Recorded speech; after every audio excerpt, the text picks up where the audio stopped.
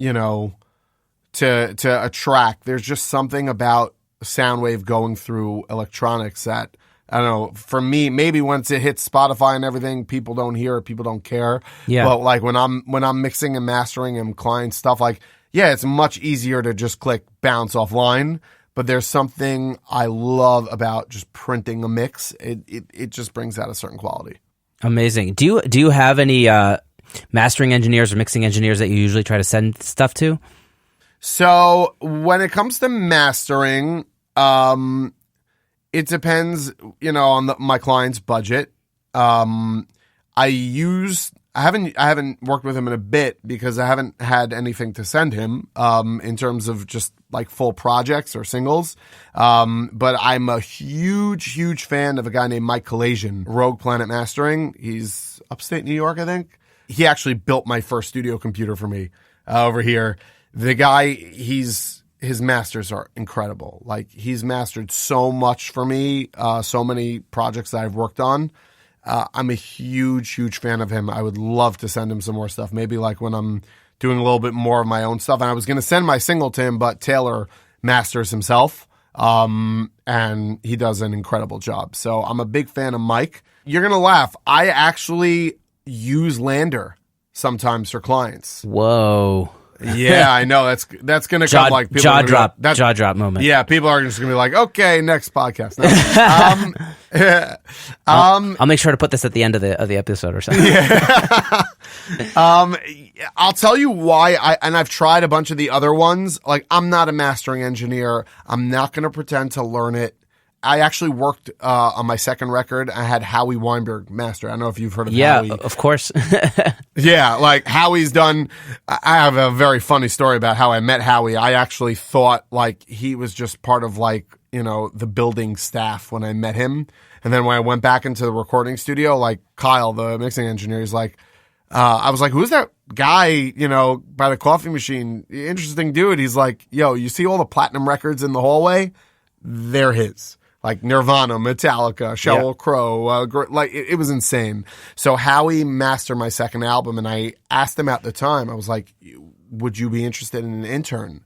And he's like, listen, mastering is a lost art. He's like, learn how to mix, learn how to produce. Don't get into mastering. And maybe he was just trying to protect his job, but but I mean, Howie doesn't need anybody to protect his job. Yeah, it doesn't sound like it. I walked in. He brought me into a mastering session he was doing for Dimebag Darrell's brother, Vinnie Paul's like solo project, and he was in the middle of mastering it. And just watching the guy work was just incredible. He works very loud. I still have a headache. Really loud. You still have a headache. Yeah. But I'll tell you what I liked about Lander is that I actually, on kind of like the middle setting, I don't think it changes my mix too much. Mm-hmm. Just brings up the level. Yeah. It kind of like, look, I can throw, an L2 or whatever the fab filter. Yeah. Any of those things. And I can in theory do it myself. I like what I think Lander's medium setting does to my tracks because it's consistent. It's actually consistent because my mixes pretty much are consistent in terms of frequency, style. I actually check my mixes against each other because if I like what I did on one, I want them to have somewhat of that same frequency scoop. So Lander kind of does the same thing for me. And if I need to go back in and be like, okay, like it's a little bit, now this brought out a little bit more of the low mids that I like. I kind of want it to have a little bit more of this open middle. So I'll actually throw it back into Pro Tools after and just do the little scoop myself and then bounce it out. But it's very rare for that to happen. I've been extremely happy with the masters I get for that. And I hear everyone's complaint against it because there is, especially having worked with Howie and Mike, I'm a big believer if you can master with a pro, master with a pro.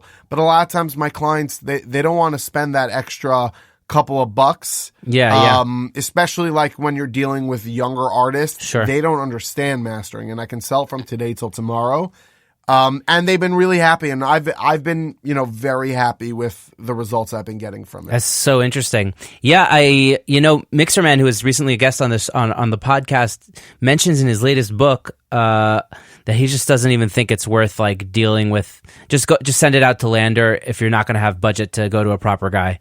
He says exactly that, which there's a lot of controversy about that on the internet, and not sure how I feel about it. I think I'm probably less on the Lander side than you are, but still, it's interesting to hear that perspective more than once. Yeah, I'm still pro mastering engineer. Like again, right? I think even Mixerman is pro proper mastering engineer. Especially like for me, I working with guys like Howie and working with guys like Mike. Mike is someone you should really have on the podcast because he's a wealth of knowledge. Please send him over, man. Yeah, I definitely will. He's, first of all, super nice dude, but also just like, I don't even go to sessions. Like there are tons of projects. One that like my client wanted to go, he was shelling out for a whole album to be mastered. And Mike's like, listen, I work better without anybody there. I was like, do your thing. I trust you. I don't think there's been maybe one project where I got a master back from Mike and I was like, okay, could you fix this? Never. Like the guy just consistently nails it. So I'm a big fan of having that other set of ears because he makes my mixes better. Yeah. That being said, you're saying Lander just doesn't mess up your mixes. Exactly. It doesn't hurt them. I get my mixes to here and I'm very happy with my mix. Like I'm really good. So now let's make it loud. Let's make it a little bit wider. Let's make it a little bit fluffier, which I know what Lander does. But if you can have a pro look at your mix and go like, okay, now let's take it a step up, then do that. Like I'm a big fan of that. For sure. Wow. That's an interesting thought process. What about session musicians? How do you choose who to hire to bring onto the tracks?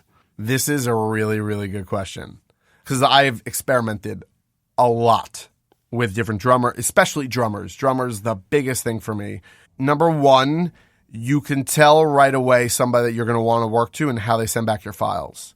If I have any issues syncing or any issues, lining things up, I'm not gonna call you again. As great of a player you are, it's not worth my headache. Yeah. There are a few drummers I work with sending tracks to. Lately, I've been actually using a guy from Israel, a guy named Barak Aron. Oh yeah. He plays with Omer Adam. He's a big Israeli artist. First of all, he's so fast. His drum sounds great. He actually just moved into a new studio, and the drum sounds are even better.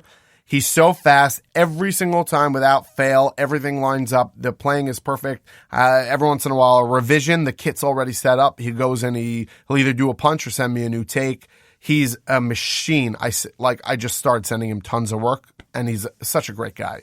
So that's what I look for in a session musician. Also somebody, like, for me, I program out the drums, but I leave fills out. I always say, this is my idea. If you can take my idea and put it into play on a legit level, you have the job, and consistently. And he just listens to what I do and just makes it into what I want. Yeah. Mm-hmm. So Barak, I'm a huge fan of. That's what I look for in drummer. Bass players. Also, it's the same thing. Files. It's also a little bit of style. Barak, let's say on the drum side, he's extremely versatile. I think when it comes to bass and bass sounds, and maybe you can chime in on this. Perhaps. A lot of times it comes down to a style of playing a little bit. Sometimes I play the bass on the tracks. If it's, it's a simple enough track, I'll spend time, messing around myself. If I'm looking for something a little bit more funky and groove, I have a guy, Mitch Friedman. I don't know if you Mitch. Yeah, is for a sure. Monster. Yeah, Mitch is the bomb. Mitch, the bass player. Mitch, the bass player. If I use not even rock stuff, but if I want something that's edgier, extremely, extremely creative, I'll use a guy named Tamor Fell. I've heard his name. Yeah. He's coming out with a record in a couple of weeks, a jazz record, but he blows my mind every single. I played with him last night. He's just insane. So these are guys I do a lot of work with also live, so I know their styles. And they're super pros. They work quick, they work creatively, and they're a pleasure to deal with. So guys like that, that's what I'm looking for. Guitar players, most of the time I use myself. What's actually interesting is that I forgot the site, but there are sites like Sound Better. Yeah. And there's another site that I'm blanking on right now. I can pull it up, where I've had extremely successful collaborations with musicians there. I used on a track that I'm working on for myself, I used the Rascal Flatts drummer, live drummer, Jim Mills, I think his name is. Really affordable. Guy nailed it. Files were perfect. I used a bass player that I liked his chops from his samples. I said, it's $80. I'm going to try you out. Nailed it. One take. Done. I was like, sold. I'm good with that. It's not for every track, but for that particular track, it really worked well. And I was glad I kind of took, it was for the same track, actually. I was glad I kind of took a track where I can mess around a little bit outside of the circle of musicians that I usually work with. And it was a really nice thing. Wow. That's amazing. Yeah. I've hired a guy on Sound Better to do pedal steel guitar, just cause I don't know anybody that does that well. And it was great. Yeah. I mean, it's such a new world now, and it's better than Fiverr. Fiverr, there are talented guys. I've gone down that route to mess around. My brother, also, he produces on the side for himself, and he hires a lot of Fiverr musicians. Wow. He's gotten some great results. It's not on the level of the pros of Sound Better, and, I'll let you know. I'll text you later with that other site. Perfect. But it's really, there's some really, really talented guys out there. Yeah, and it's a crazy age to be doing this, where it's so accessible to just reach out to anybody all over the world. Just like we're having a conversation now. You're in New York, I'm in Israel. Easy as pie. Yeah, I mean, I also know, I have a friend who who wanted an authentic country track.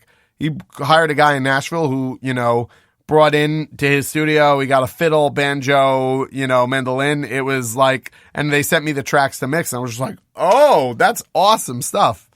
So yeah, you have it's a really great time to be a musician and producer and engineer. Amazing. So when you're working with other artists, how do you balance your creative vision with what the artist is going for? I like for them to come in with reference tracks, at least to to get an idea of what their idea is. And then I'll actually, believe it or not, I'll ask them, what are some songs that I've done that you liked what I did? So if they'll say okay, we like this song by this artist, and they'll be and we love what you did on this song, I'll be okay, so let's go with this aesthetic from that, from what you liked from there, and we'll try and implement a lot of what I did to somehow merge the two. Interesting. And do you find that it's easy to stay on the same page with the artist throughout the process? Depends on the artist. Yeah. It's sometimes it depends. If you have an experienced musician, a guy who's been recording for a while, believe it or not, it's easier to lock in with their vision. And somebody who's a pro, who's also worked with other engineers and producers, so he knows the deal.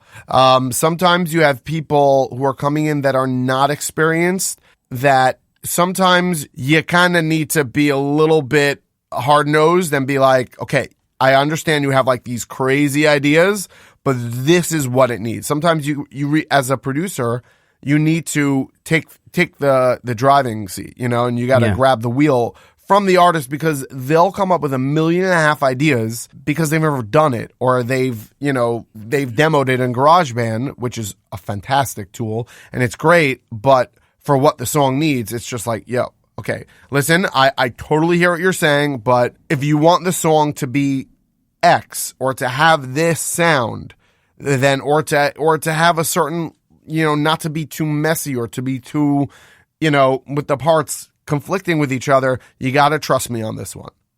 And most of the time they do, and they respect that. Nice. So it's about knowing when to take a stand and how to do it respectfully, I guess.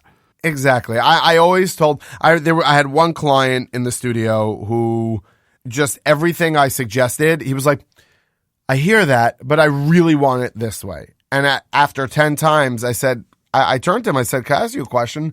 Why did you come to work with me?" He's like, "Well, I heard this song and I loved it, and the sound is amazing." And I said, "Do you realize that those guys came into me, and they had a song, and we worked on it together, and we created this product